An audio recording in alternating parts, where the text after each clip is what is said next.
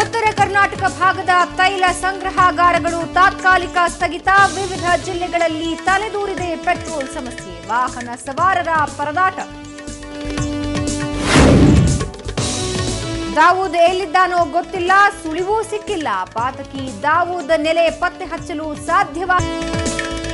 2 ಹಂತದಲ್ಲಿ ಗ್ರಾಮ ಪಂಚಾಯಿತಿ ಚುನಾವಣೆ. ನಾಮಪತ್ರ ಸಲ್ಲಿಸಲು ಮೇ 18 ಕೊನೆಯ ದಿನ.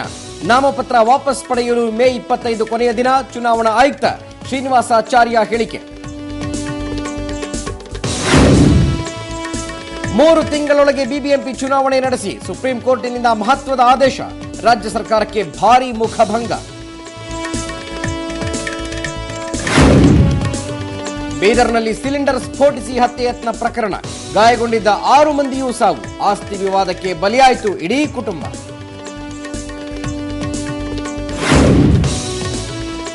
ಮುರುಘಾ ಶರಣರ ಪಟ್ಟಾಭಿಷೇಕಕ್ಕೆ 25 ವರ್ಷ. ಇವತ್ತು ನಡೆಯಿತು ಸಾಮೂಹಿಕ ವಿವಾಹ ಸಮಾರಂಭ. ಮುರುಘಾ ಶರಣರಿಂದ ನವ ದಂಪತಿಗಳಿಗೆ ಆಶೀರ್ವಚನ. 2 ಗಂಟೆಗಳ ಕಾಲ ಉರಗಗಳ ಮಿಲನ. ಯಾದಗಿರಿಯಲ್ಲಿ ಅಪರೂಪದ ಕ್ಷಣಕ್ಕೆ ಸಾಕ್ಷಿಯಾದ ಜನ.